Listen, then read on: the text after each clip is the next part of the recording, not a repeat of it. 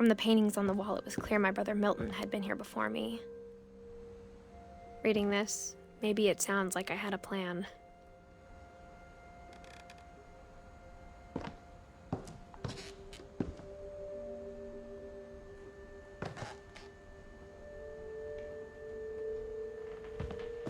But I had no idea what was behind that door.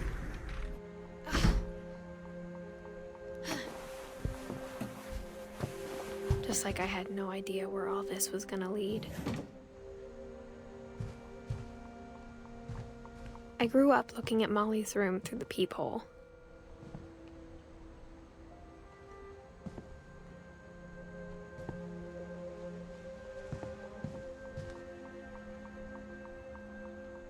Being inside for the first time, I felt like I'd stepped behind a painting.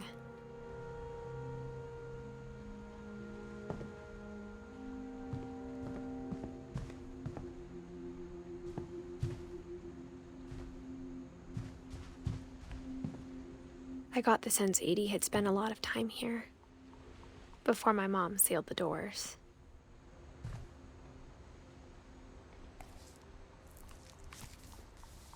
December 13th, 1947. Dear Diary, I'll be gone soon, but I wanted to tell somebody about what's gonna happen. It started when Mom sent me to bed without dinner. I woke up and I was starving, so I looked around for something to eat. The gerbil food was dry, but I didn't mind it.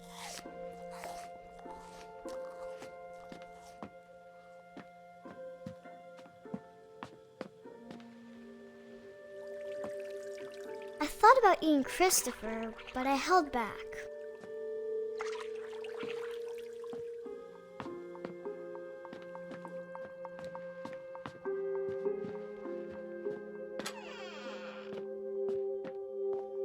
I kept eating and eating.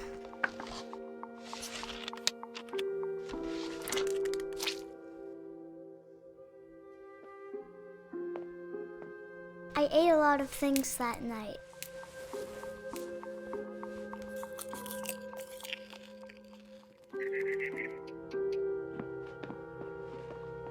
Then I heard chirping outside my window.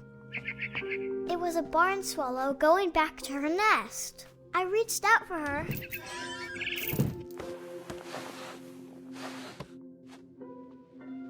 And suddenly, I was a cat.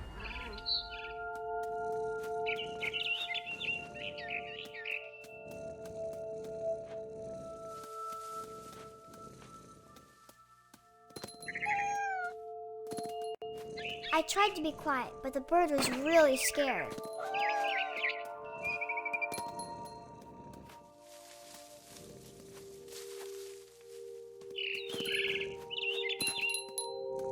Mom and Dad didn't even look at me.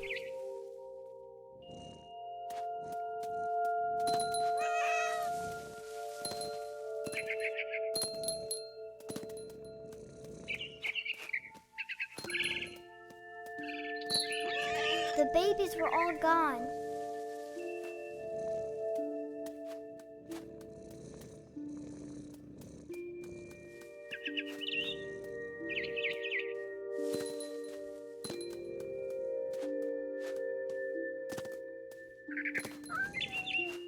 I jumped and I almost got her.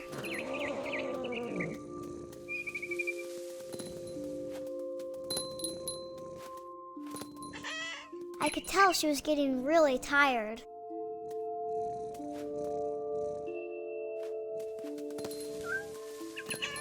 Now I was up in the big tree. I promised Dad I wouldn't climb it anymore. All I cared about was eating that mama bird. I gobbled her up. And suddenly, I was an owl. First, all I heard was the wind. Then I heard little teeth nibbling in the grass.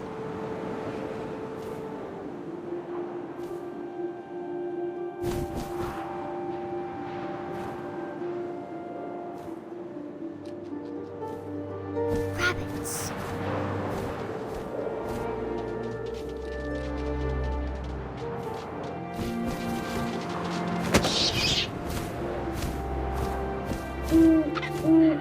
imagined his face looking up and seeing mine through my talons. I swallowed him up, and I didn't chew one bit. Then I flew off to find something bigger.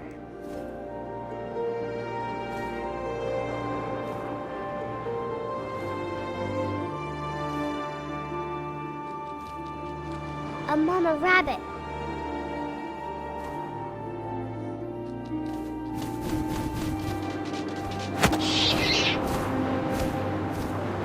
She was almost too big to carry. I started choking, but I couldn't stop eating. And suddenly, I was a shark.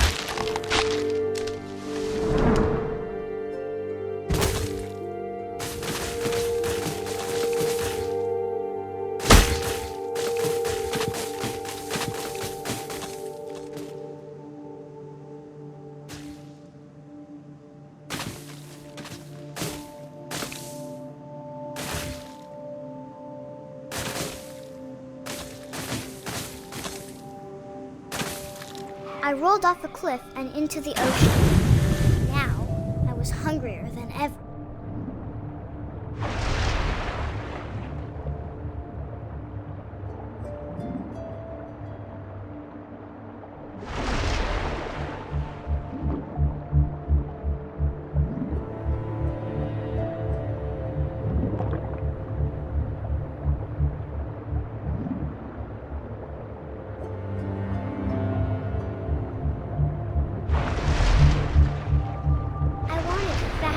Juicy seals.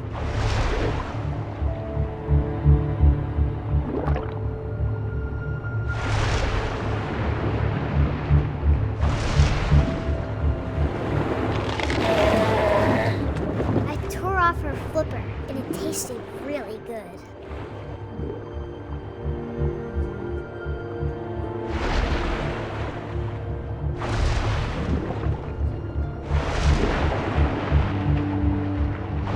Grabbed on tight. When I was so hungry, I jumped out of the water. When I opened my eyes, everything had changed.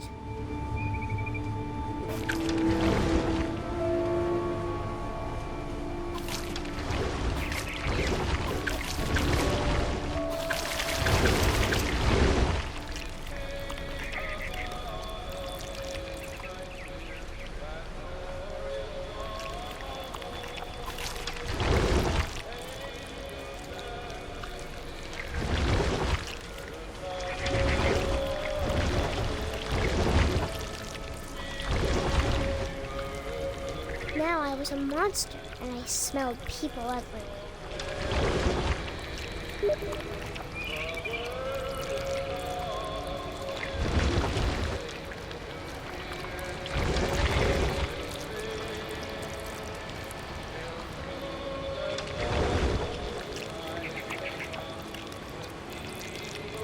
I was big, but I moved real quiet.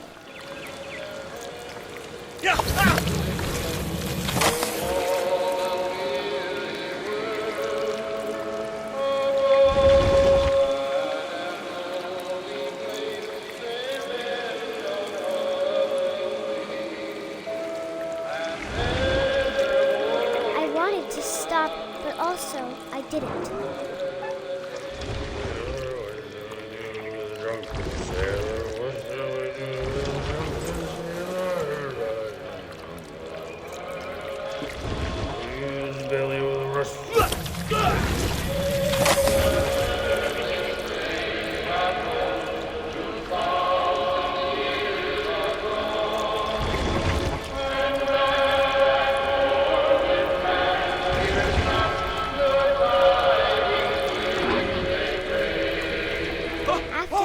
Passenger, I was still hungry.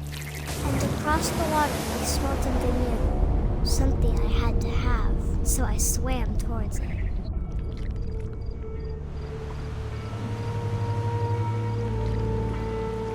I slithered onto the sand, and the good smell went into an old pipe.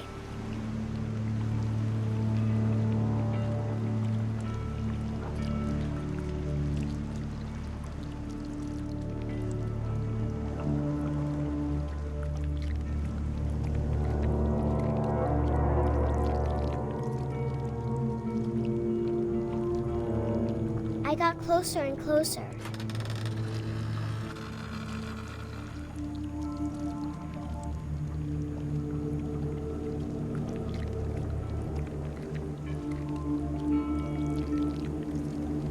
All of my stomach started growling.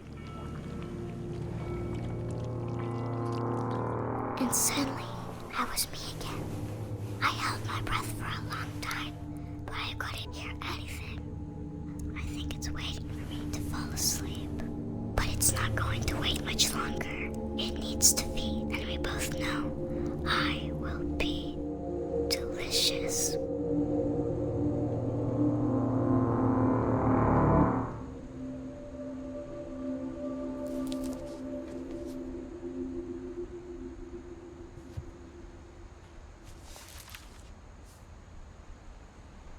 I'm not sure if I believed all of that, but I'm sure Edie would have.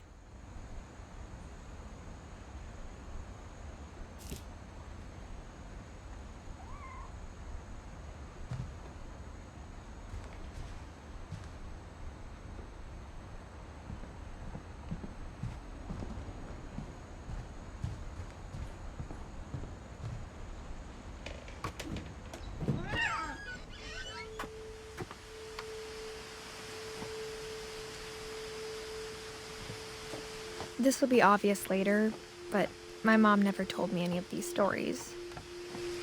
Edie would have, but Mom didn't like bringing up the past. Though, when we adopted a stray kitten, she was the one who named it Molly. I spent a lot of time in Great-Grandma Edie's room. When Edie told people Sven was killed by a dragon, she could also have said he was building a dragon-shaped slide that collapsed. She could have, but she didn't.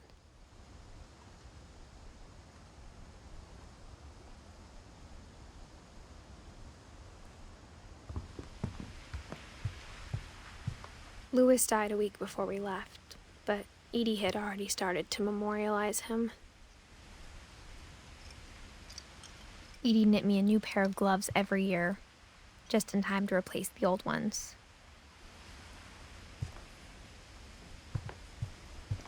Edie gave a big interview about a mole man living under the Finch house. My mom was furious. I hadn't thought of myself as Edith Jr. for a long, long time.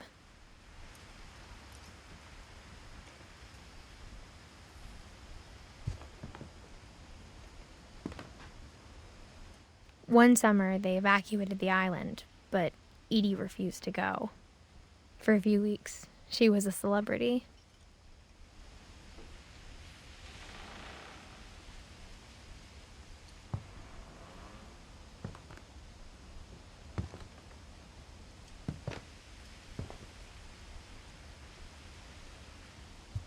Even in her 90s, sometimes Edie seemed a lot younger than my mother.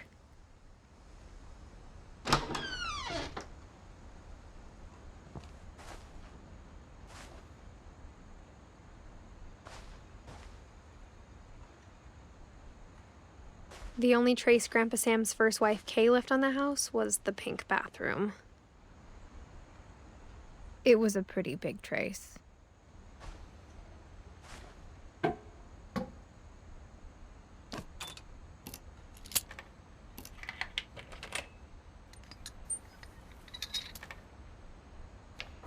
There's a secret in this bathroom. It's in the last place you would look. It isn't in the cupboard. It's hidden in this book.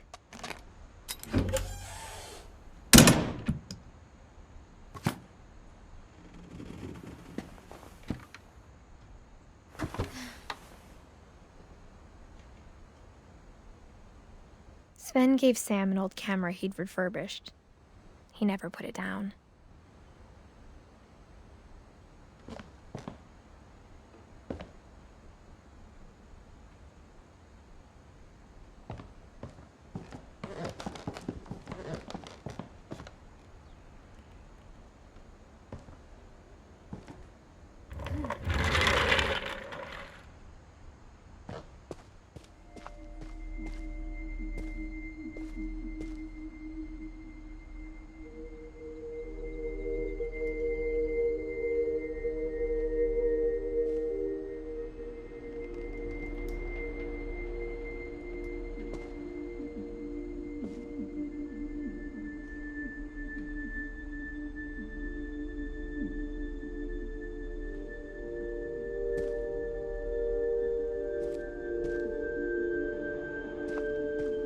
I knew Grandpa Sam had a twin, and that he never talked about him.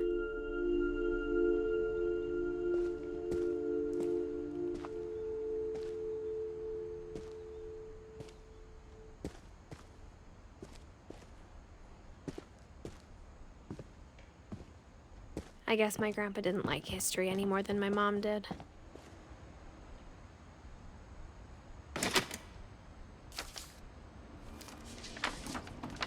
How I Want to Remember My Brother by Sam Finch. The thing I remember is that when he made up his mind, that was it. My brother said he'd die before he ate another mushroom, and he did. At Barbara's funeral, we swore we'd never be afraid again, and he wasn't. I think Calvin always wanted to fly.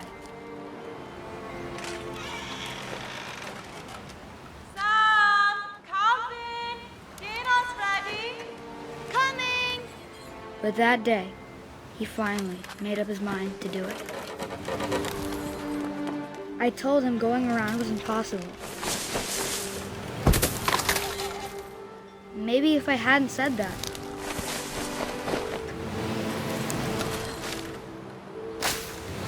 Alvin, I'm not gonna tell you again. Maybe if the wind hadn't picked up. Then maybe he'd still be here. But I doubt it. I think he'd already made up his mind. That's what I want to remember about my brother.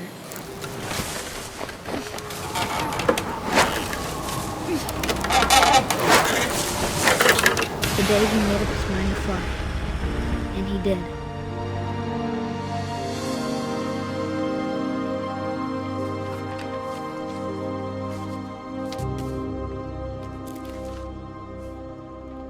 Calvin's story felt strangely familiar. When I was younger, I remember trying to do the exact same thing.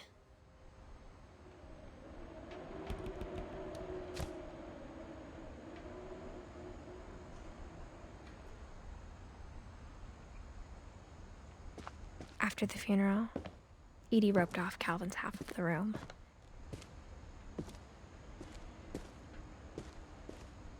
Mom said Grandpa Sam enlisted at 18 and never set foot in the room again.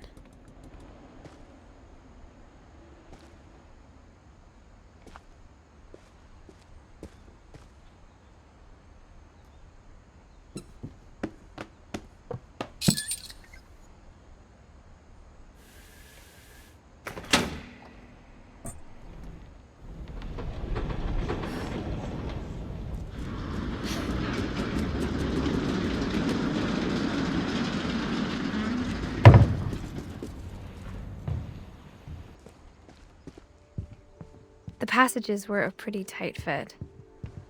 They'd obviously been built for smaller hands and bellies.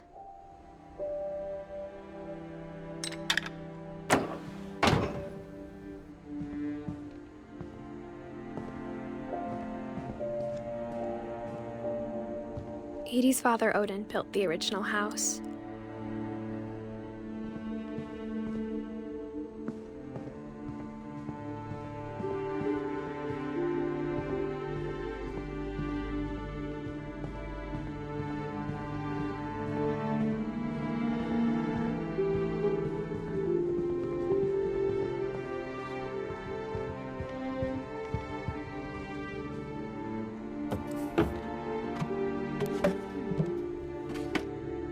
Growing up, I always thought of Barbara as a child star.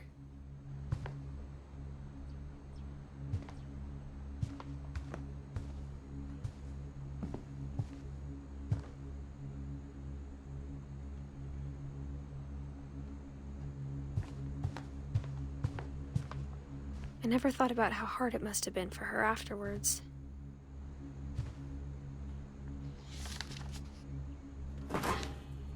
Of all the stories people wrote about Barbara's death, I'm surprised Edie saved this one.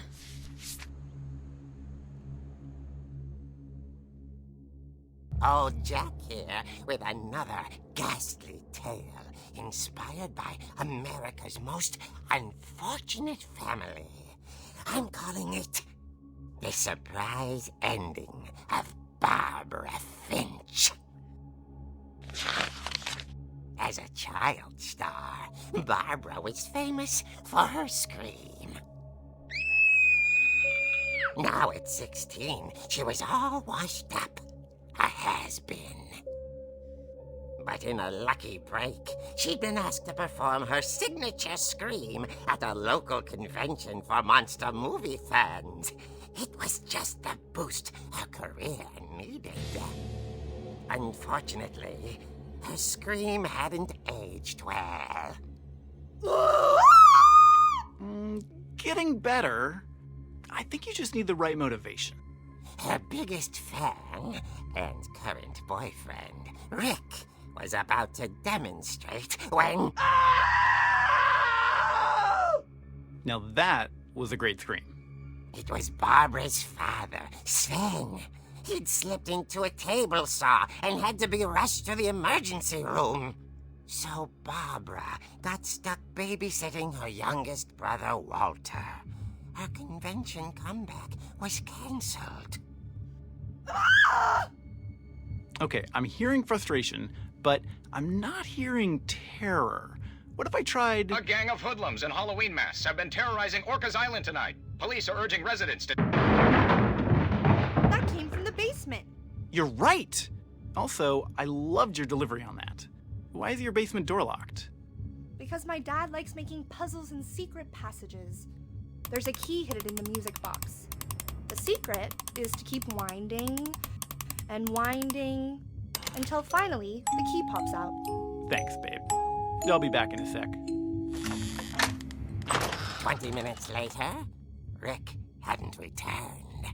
So Barbara went to look for him, right on cue.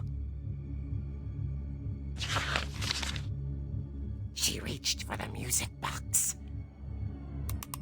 And as she wound the key, she listened for Rick, but the house was silent.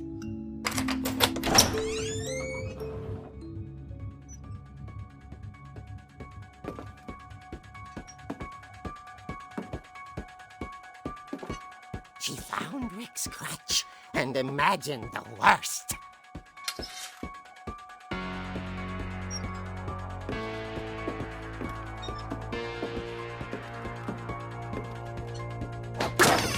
The gang's leader is the infamous Hookman killer, Dr. Carl Hamill, who impaled and then ate his family 10 years ago tonight.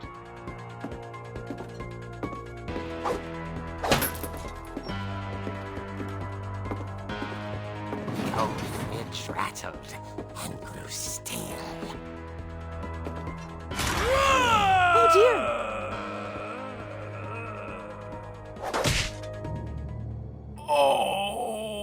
Just smack that motherfucker in the face. Barb, relax. I was just trying to scare you to help you find your scream. Well, I'm not scared, Rick. I'm furious. Then act furious. All I'm getting from you now is that you're hurt and confused and She threw him out, but she kept a little something to remember him by. Barb, have you seen my other crutch? And she was still holding it when she fell asleep watching the late picture show. Hours later... Barbara! Walter, what's going on up there? Ah! Okay, I'm coming up, but if this is a trick, you're dead, Walter.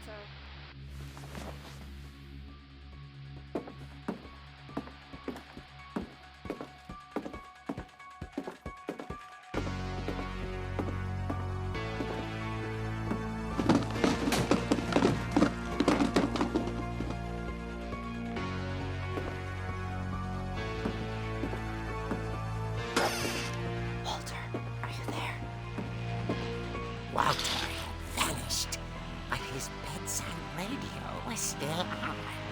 Orcas Island police describe the man as 6 feet tall, with a steel hook for a hand. Residents are urged to lock all doors and windows and notify the police of any suspicious activity. Barbara turned, saw the hookman and was speechless. He was quite smashing.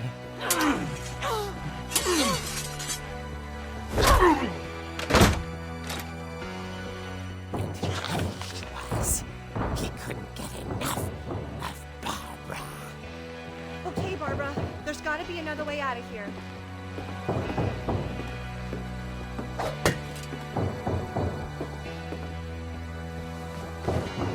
That night, she played her part beautifully.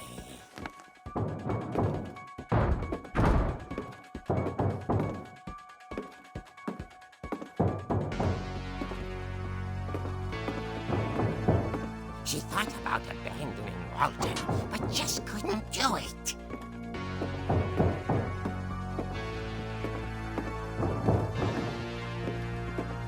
Molly's door hadn't been opened in years. The hinges groaned.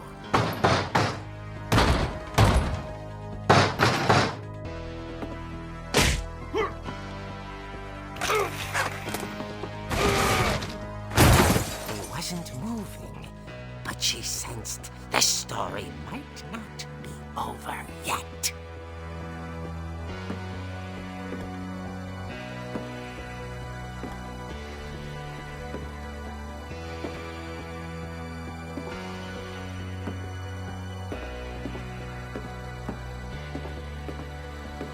The hookman had vanished. She listened for his breathing, but all she heard was...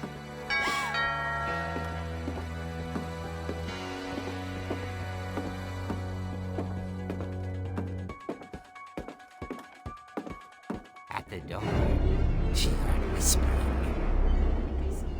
It was coming from inside the house.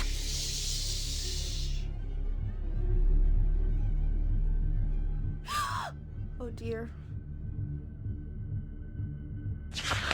The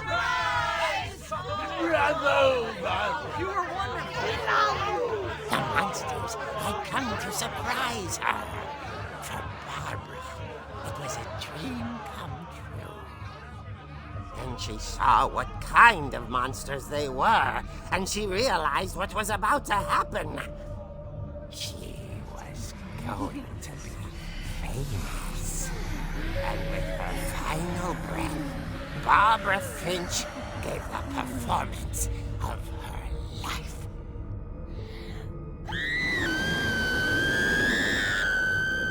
I wasn't there myself, but I hear Barbara was magnificent.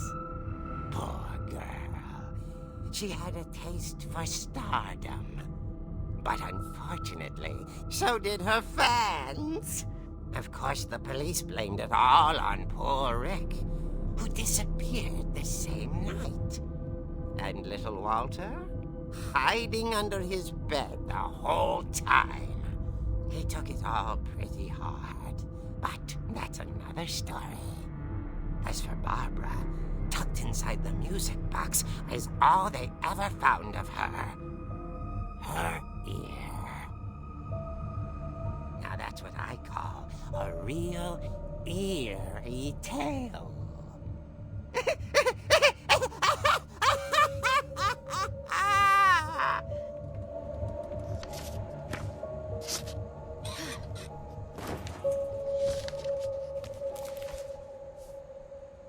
Edie told me all Barbara wanted was to be remembered, as absurd as that comic was. Maybe what Edie saw was a happy ending.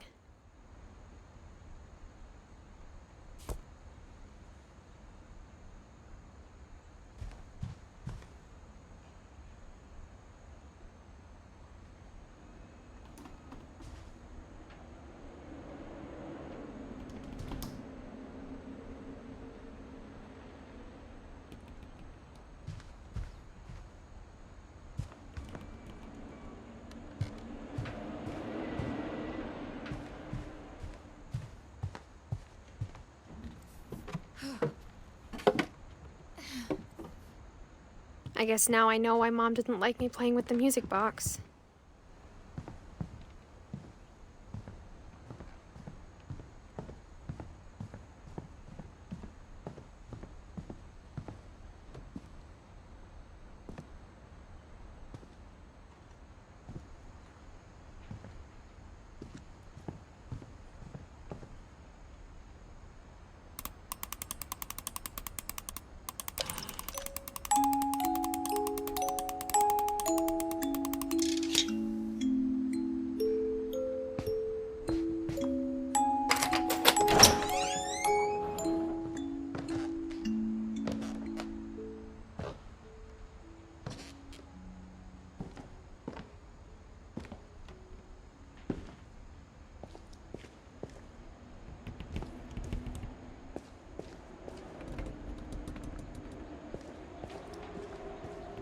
Mom said the basement was off limits, unless I wanted another tetanus shot.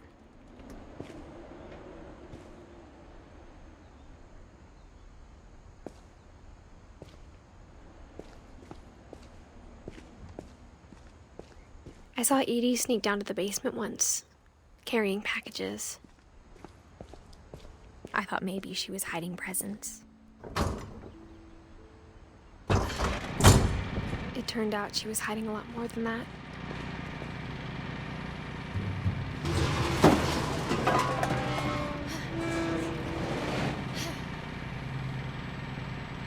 I remember asking Mom once about where Walter had gone. She said after Barbara died, he got as far away as he could. If there's a pattern in all these stories, I think it's that none of us has gotten very far.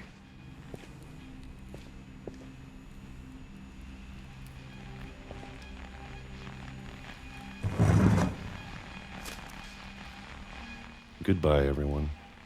I can't believe I've been down here for 30 years. On that first day, after the shaking started, I didn't think I'd survive a week.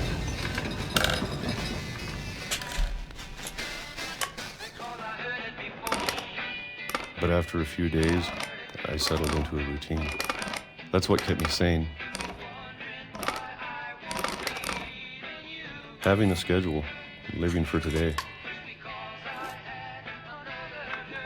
I always expected to be dead tomorrow. But if you wait long enough, you get used to anything.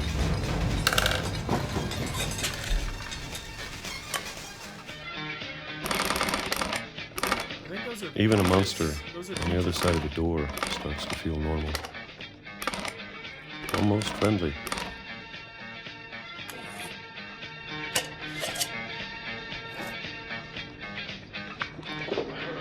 And then one day, everything just stopped. Whatever that thing was, it was gone. Maybe it got tired of waiting. Or maybe I just got tired of being afraid.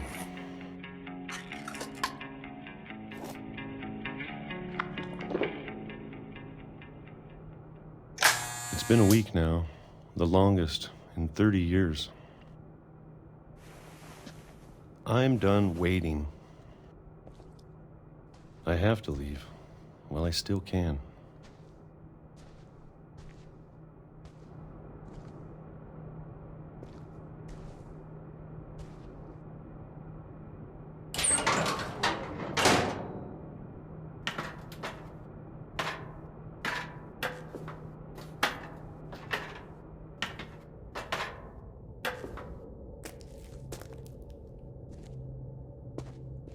I know it's out there, somewhere.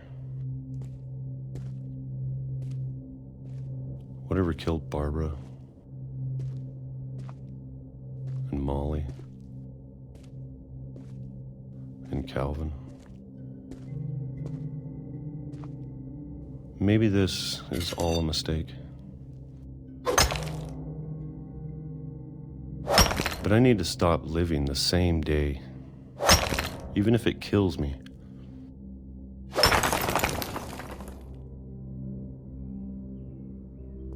Whatever's out there, I want you to know I'm ready for it. I'm going to appreciate all of it, especially the food. I don't mind if I only have a year left, or a month, or a single week. I'd be happy with one more day. I can already imagine the sun on my face.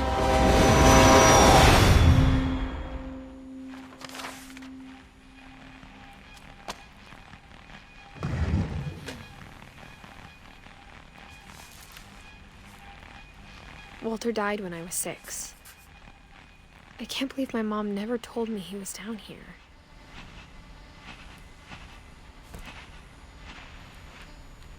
I'm sure my mom was trying to protect me.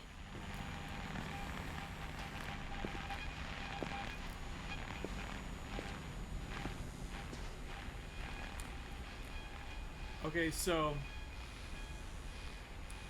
what happened there? I think I figured it out right away. Is that thing, that monster, quote unquote, that was rumbling or whatever? That was the train coming by on schedule every day for like 40, 50 years. And then one day it was off schedule.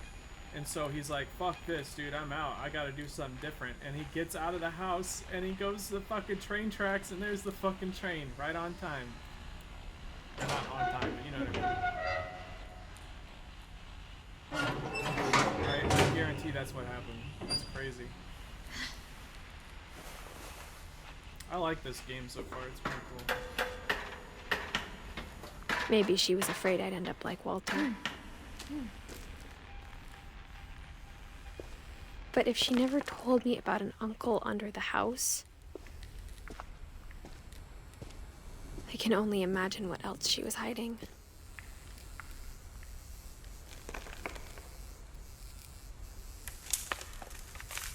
How about now?